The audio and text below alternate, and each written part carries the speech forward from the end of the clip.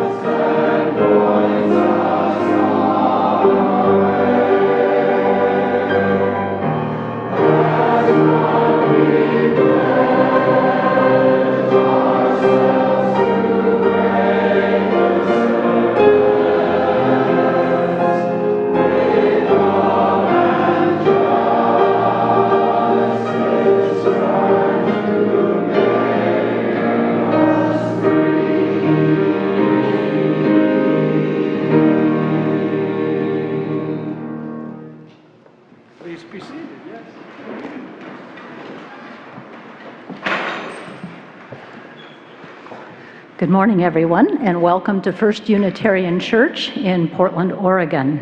It's so great to have all of you here in person, and a particular greeting to any newcomers who might be among us. We're glad you're here, and wonderful to have so many joining us online today, maybe some newcomers there as well. First Unitarian is a multi-generational community where each individual can learn and grow spiritually, and then together we strive toward building a beloved community. There are a few announcements to share today. First of all, I'd like to welcome our guest conductor this morning, Mark Slagers.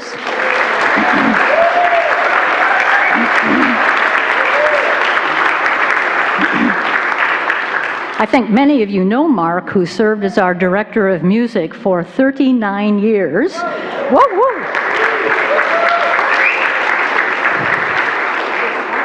And then he retired. So it's great to have you with us today, Mark. Thank you, and thank you also to our pickup choir. These are folks who got up early this morning. They came downtown and made music to share with us today, so thank you.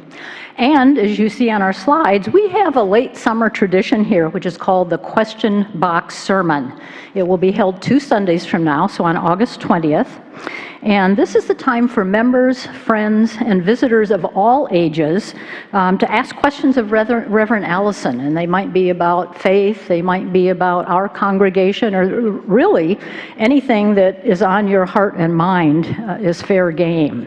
So if you have questions for Reverend Alison, you can write them up and place them in the box in the lobby area, or you could also email them to q&a for Q&A at firstunitarianportland.org. This always makes for an interesting Sunday. Then a follow-up reminder from last week's announcement, we are now accepting applications for a full-time membership engagement coordinator. This is the person who will be responsible for programs to welcome and assimilate newcomers, but it's also one of their jobs to provide opportunities for current members and friends to become more connected and deeply engaged in the work of the church. So please pass the word. The job application is on our website and also on Facebook. We're very excited about filling this position. And then lastly, with the new church year fast approaching, our music ministry is welcoming new ringers, singers, and strummers. So if you'd like to participate in one of our choirs, whether it be vocal or bell or ukulele, which we're going to have again, or if you would just like to sing from time to time in our care choir, please reach out to Duro Farrar right away via email so he can get you plugged in to a choir. After the service, everyone here in person is invited to our social hour, which is literally just downstairs in Fuller Hall. So even if you're shy and have a hard time speaking with people you don't yet know, I would invite you to come down anyway, because there's an art wall that you can peruse, there's a bookstore and greeting card store, a table that offers flowers and vegetables from congregant gardens, and information tables that offer opportunities to get involved in our social justice work. So come on down. And now let's take a moment to greet one another this morning. Use the chat option if you're online, and if in person, it's time to say hello.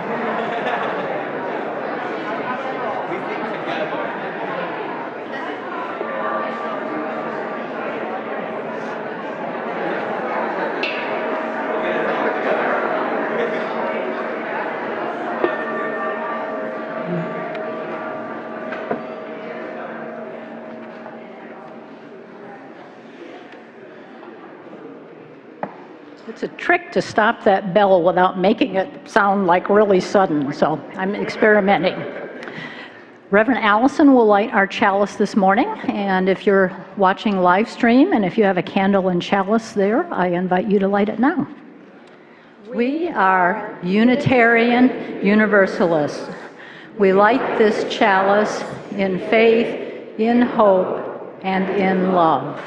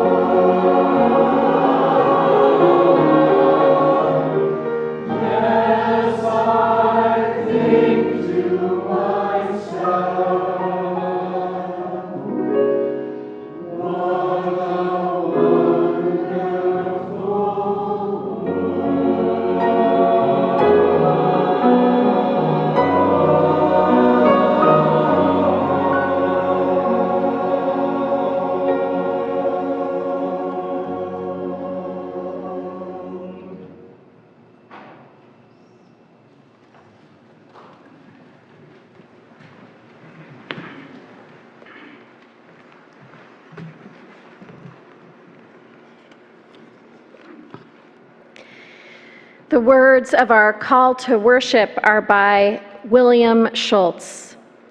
Come into this place of peace, and let its silence heal your spirit.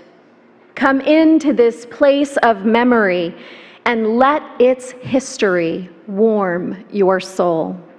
Come into this place of prophecy and power, and let its vision change your heart. Let us rise in body or in spirit here and at home and wherever we are, and let us sing together, "These things shall be."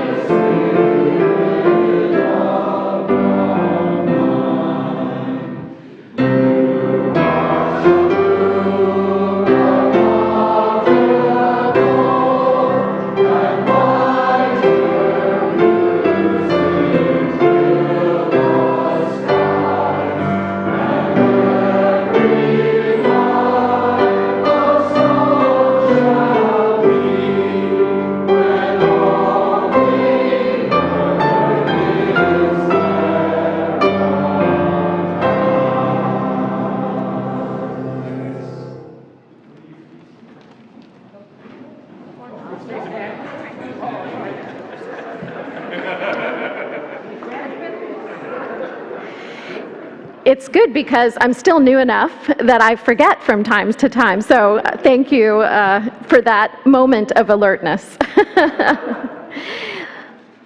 Our responsive reading is written by Amanda Poppy. This is the home that love made.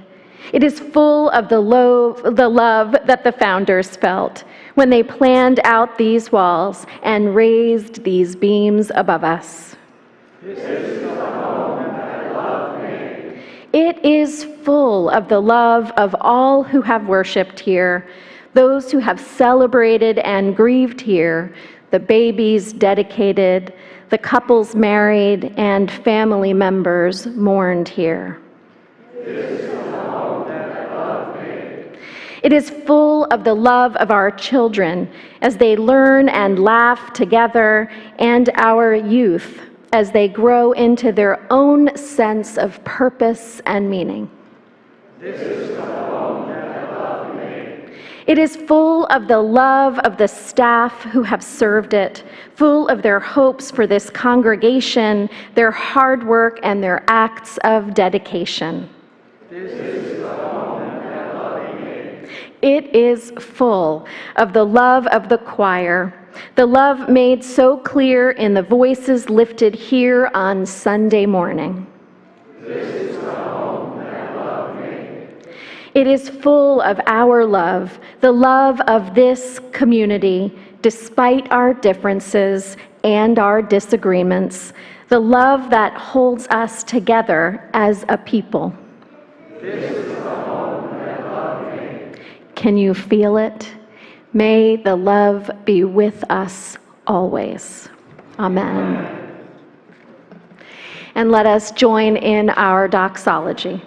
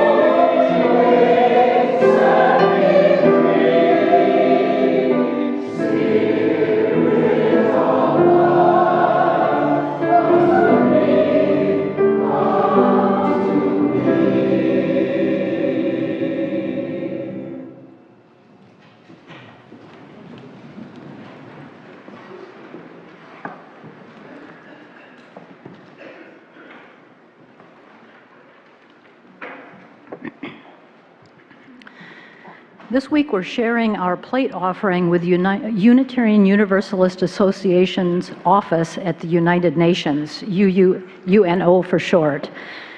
This organization has a long history of providing leadership in all aspects of human rights at a broad policy level, such as drafting the Universal Declaration of Human Rights back in 1948, and much more recently, overcoming UN apathy about sexual orientation and gender identity issues.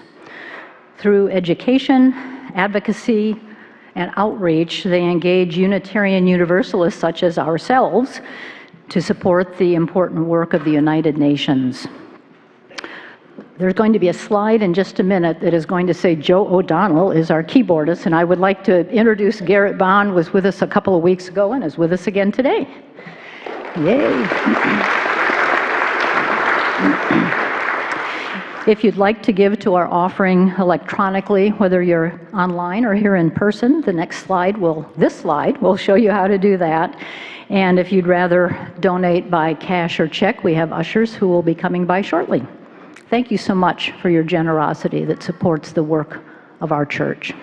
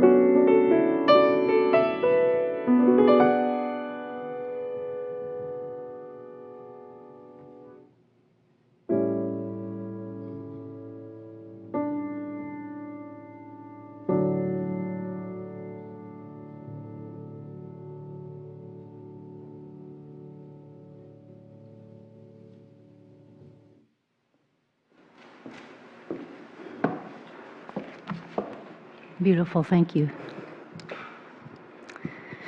Each week we make space in our service to name the concerns of our community life. We're a caring community with pastoral support, always available through our ministers and our lay ministers. And that care includes holding the prayers of the congregation throughout each week. If you're here in person, you can always light a candle in either one of these side galleries and write up your prayer intention there. And online, you can email an intention to prayer@firstunitarianportland.org.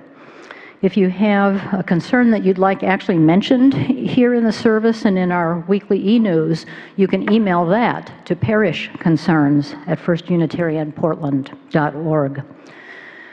We all bring joys and concerns held in our hearts each week, and there are a couple of concerns to specifically mention today.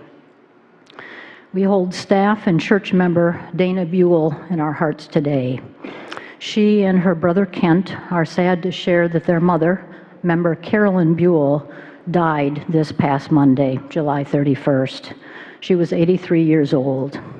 Carolyn had a bad fall earlier in July, and she suffered some injury to her brain.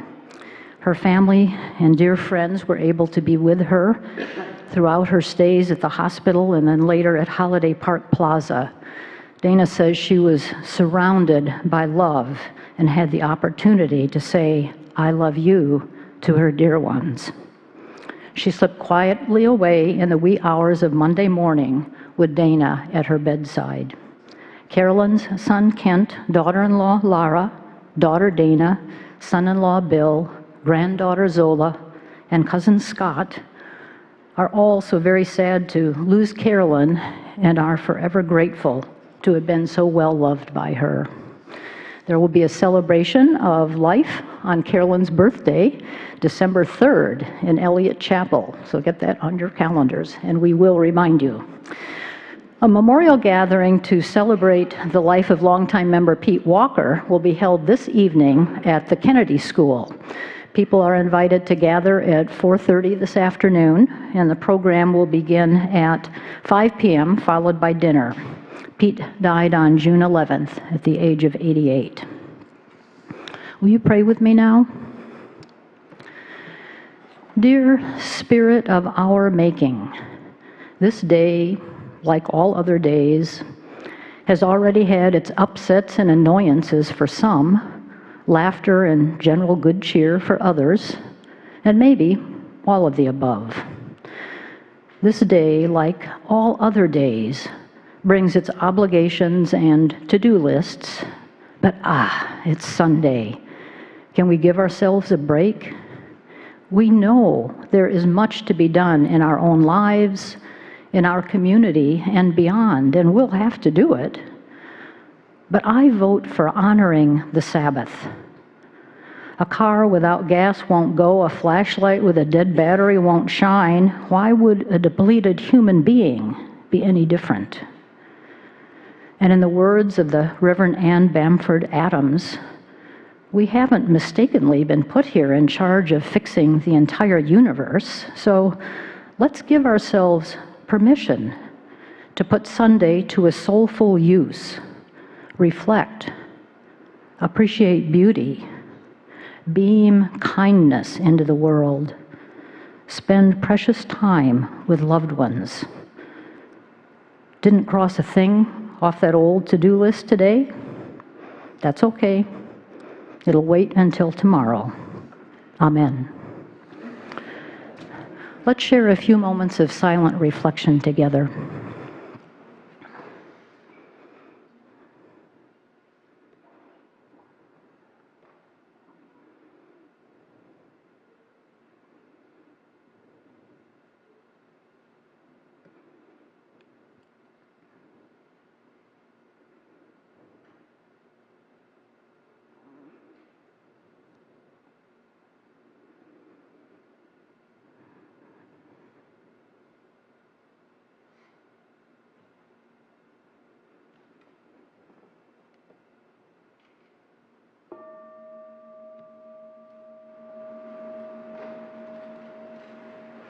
Let's remain seated while we sing our next hymn.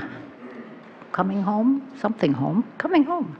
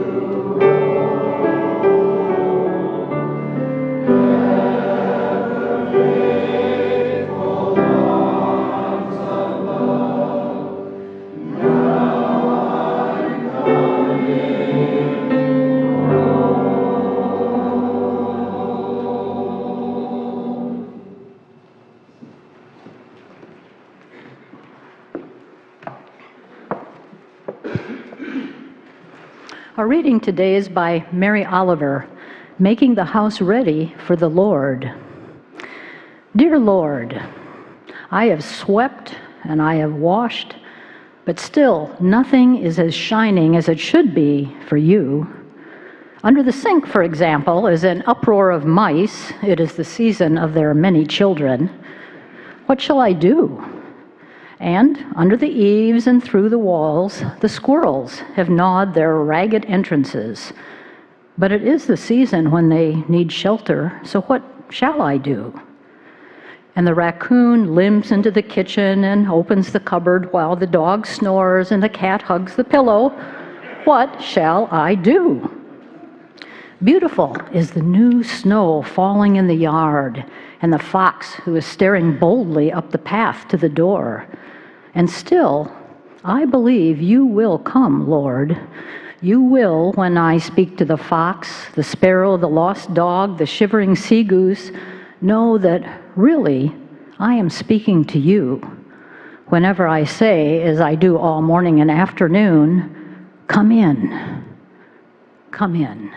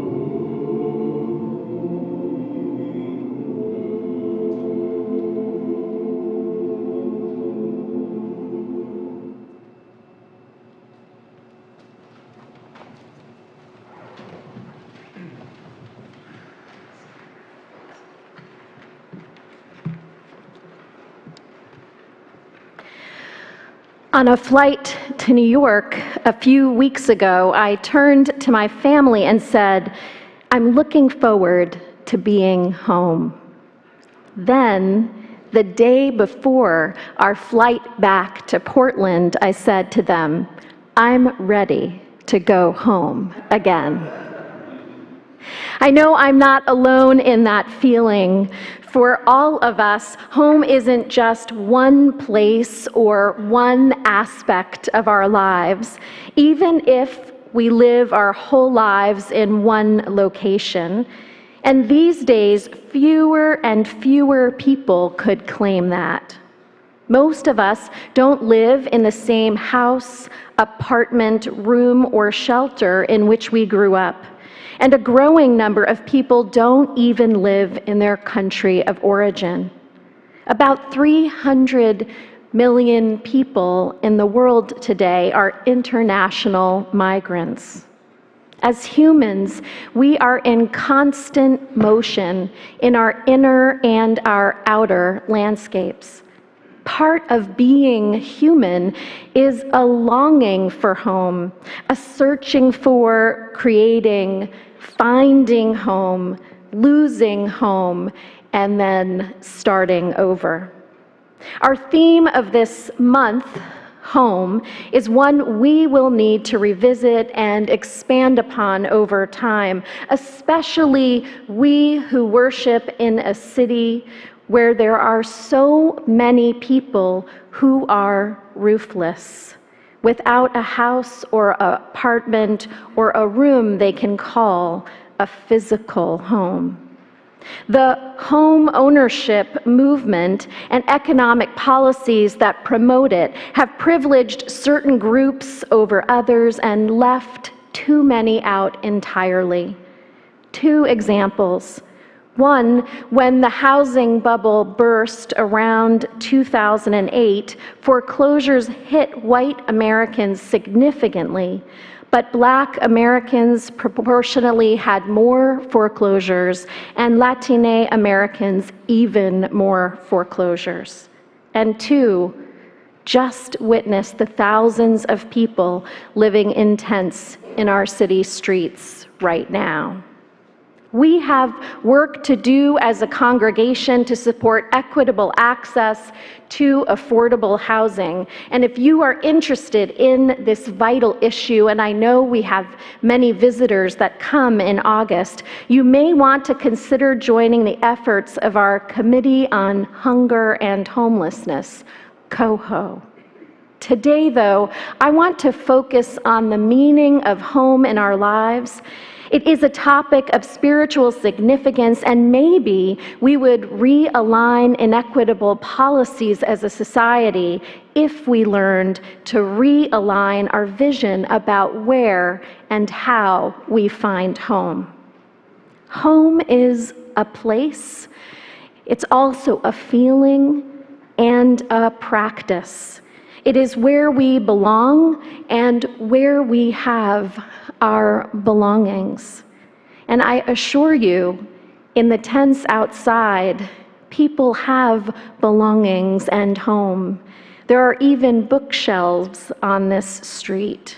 Home takes many forms. Home is where we live. It is where we hope to find security and safety. It is where we sleep and dream. It is where we rest and rejuvenate. It is where we connect with family and chosen family, the people to whom we belong and who belong to us. It can be a place where we belong to ourselves, to our solitude, and to our aloneness. Home reflects our identity and what we value and what we hold on to and sometimes can't let go of quite yet. What does the place that you live reflect about you, about your values and what you cherish? Are there bookshelves and books? Is the garden expansive and well-tended? Does fashion line your wardrobe or serve souvenirs from trips? Is there artwork from your children or grandchildren? Is it a sanctuary? Is it noisy and lively? Is it both? What is the room that you spend the most time in? My most prized possession and the room I spend the most time in is my dining room table. It was my great-grandparents' dining room table. It is where we light a chalice every evening, or almost every evening, and share our gratitudes about the day. It broke on the way to Portland, so it sits in 2 pieces right now, but one day it will be rejoined. What would you change about the place where you live if you could? Churchill once said, "We shape our buildings, and thereafter they shape us." It's true. Where we live, where we work, where we worship, shapes us in turn, even as we shape those spaces. Now, just this week, I invited my family to join me in going to the Barbie movie. I don't know how many people here have gone, but I will let you know that the director and co-writer, Greta Gerwig, is a Unitarian Universalist raised in Sacramento. It has a little bit of a feminist manifesto edge to it, and I'm not going to give any spoilers today. But something that I learned as I was reading about the Barbie dream house is that the very first Barbie dream house was missing a room. Does anyone know what room it was missing? The kitchen. The bathroom is a good guess. The kitchen, because it was about imagining a new way. And at the time of the first Barbie dream house, women were dreaming themselves out of the kitchen. It was the one place you did not have to imagine. And in fact, we might take that to heart. What is maybe something we want to let go of, or something we want to include to find home, to be authentically who we are? And by the way, if that for you is being in the kitchen, you go and enjoy it. And many of us enjoy those whose favorite spot is the kitchen. While home can connote positive feelings and a positive space, it's important to name that not every house, apartment, room, or dwelling place includes that experience. Homes can be a place of violence, of coercion, and of control. You can lose a sense of home while in your house. Survivors of domestic abuse and people with gender-expansive identities are among those who testify to the experience of finding home when they had the courage to leave their house and most of their belongings, when it meant gaining physical safety and autonomy over their bodies. If that is you or someone you know, remember the importance of reaching out for help to create a safer plan of exit. You can be homeless in a house, and you can find home without one. Perhaps the most critical aspect of home is what is often described as feeling at home. People describe feeling at home in their skin, in the world, in a particular village, town, or city, among a particular group, family, faith, circle of friends, and so on. As humans, we are interconnected with the web of all existence, as we say in our seventh principle, and we need to feel those connections for life to hold meaning. Where do you feel most at home in the universe, or in the world, or in community? Nourish those bonds. One place I visited on my trip back east is a little village in upstate New York where my father's mother's family was and where she was raised. It is the place where my great-grandparents had a dairy farm that included that dining room table. It is a location that calls me back as a child of the cosmos and as a woman committed to the land there and everywhere. At night, when I lie down in the grass and look up at the stars, I feel awash in beauty. The black, black night you can't witness in the city. The piercing light of suns from the present and the past as they dot and twinkle in the sky and make shapes that you can trace. I can hear my Father's voice naming the constellations above, even though he is long, long gone. His memory lingers in that place. During the daytime, I hiked to the waterfall that first brought my family and other families to that location, the source of water to sustain life and the power for a mill which is now also long gone. I walk by the remains and the rubble of that mill, and I am reminded that I am here but for a time. It is the water and this land that will be here and greet my great, great, great grandchildren. This place is now a nature preserve, and the lush wild vegetation and water belongs to no one and everyone and every being.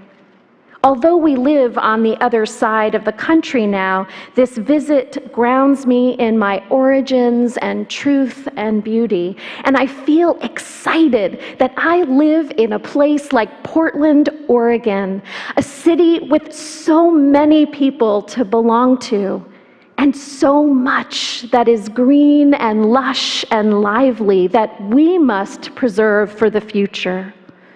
It is good to feel a belonging to remote villages and bustling cities, for we need them both to survive and thrive as a people. The word home comes from the Old English ham and the Proto-Germanic word haimaz. It is connected to the concept of a dwelling place and also the village, the people with whom you dwell, your family, your neighbors. In the Bible, the Greek word for home is oikos, which again connotes a dwelling and people, the family. A house isn't a home without the connection to people. And even in Rensselaerville, now that some of the homes have been converted to Airbnbs where no one lives, we will point out to the homes and say, oh, that's the Watts house, when the Watts family doesn't live there any longer. That connection with a dwelling place and people is so strong in order to call it home. Finding home is about finding your people, your community, your village, or your villages. And yes, we can have more than one village. As I mentioned at the start, I both visited my home in New York and I am home here in Portland. A village from my home in New York City are the people from the apartment building I grew up with. There were 36 apartments, and many of us still visit one another, even though none of us is still in that building. And another home is the Church of All Souls that I grew up in New York City, which I had to leave in order to renew my home in our faith. And in fact, I was gifted this beautiful scarf with chalices by the young adult group on my way out. We do seek, create, and find home, and we do lose home and then seek, create, and find it again. Yes, our congregations are homes in the sense of spiritual villages. This home, like others, reflects our values, facilitates relationships, and it is a place that we shape and which shapes us. This could be said both about the buildings and the technology that compose our church property and the people who compose our community. They are both our church home, the physical and virtual locations, and us, the people.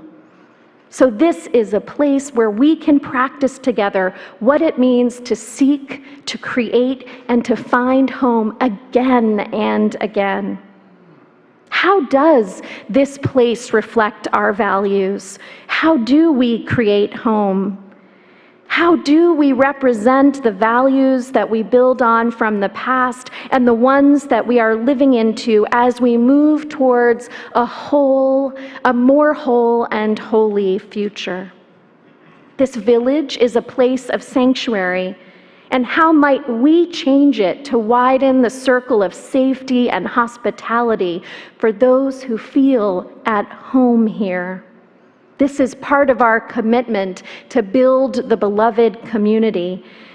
It is a willingness to be changed by that commitment.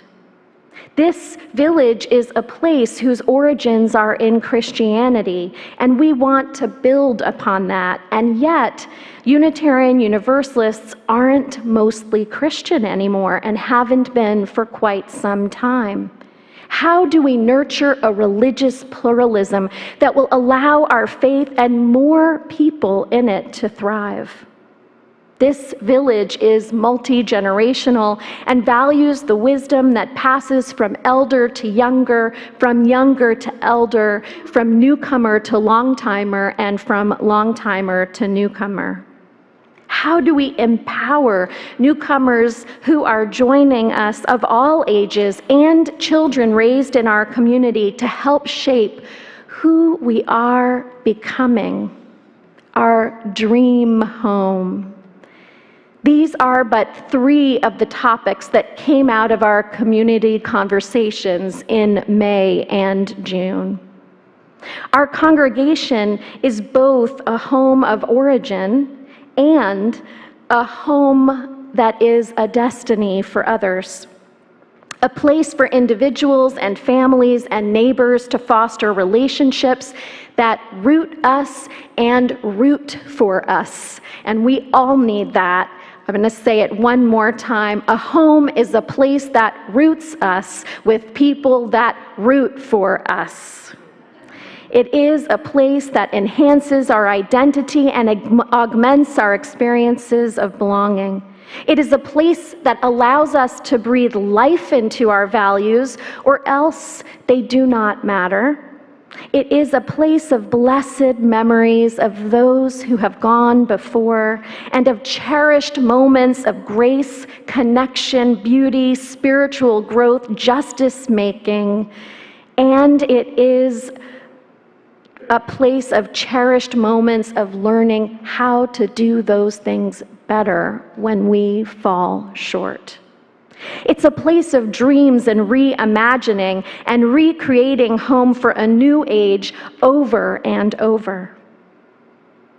In the end, the first home that each of us needs to build is that spiritual calling of home and feeling at home with ourselves alone. It is the home we retain when we close our eyes or our ears. It is the one that we hold on to when we are quiet and still. It comes from spiritual practices. It is a quality of peace, love, and belonging to ourselves. I can't tell you how many new people in the last year have said they have come here to find inner peace. It is the home that we take with us wherever we go. And it is what allows us to know when we are at home in the world and with others fully. When our inner home is able to be totally free and aligned with one of our outer homes, we know that is a place for us. So where are you seeking, creating, and finding home in your life at this time? And know that it is innate in us to long for and to learn how to embody this practice of home, whether we are in a house, rent a room, or live in a tent. It is innate in us to long for and learn how to embody this practice of home, whether we live alone or with others, whether we feel that we belong to many villages, or whether we don't belong to a village yet. Home is what we are always searching for, always creating, always finding, always losing, especially if we love people with our whole heart, and then seeking, creating, and finding again. So may this season of rejuvenation and sunshine here in Portland be one that buoys your spirit to set your sights upon the horizon, for there you will find a dream house or dream houses and dream villages that are just waiting for your touch and your connection in order to come into being. May it be so, friends, and amen.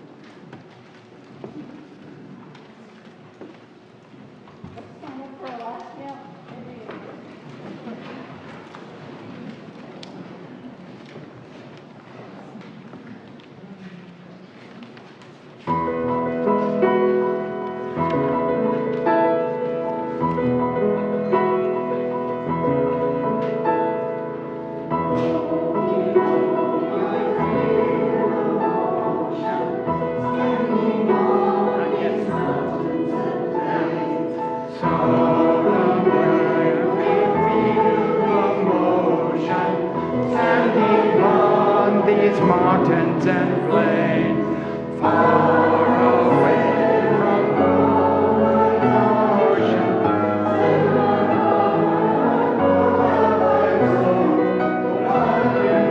This is the ocean I travel, and the earth is my blue boat home.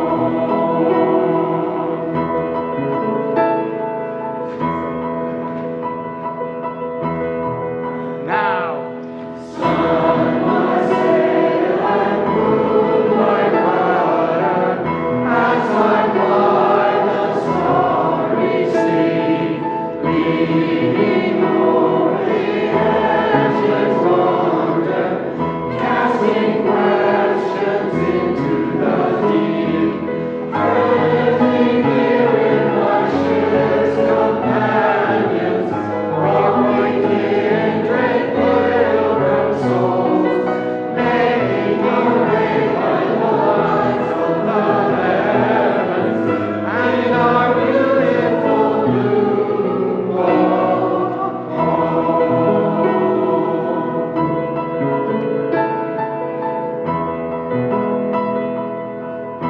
Here we go. I give thanks to the waves upholding me, hail the great winds urging me on, bring the infinite sea before me, sing the sky my sailor song. I was born among the heavens, never harbor or port have I known. The wide universe is the ocean I travel, and the earth is my blue boat home.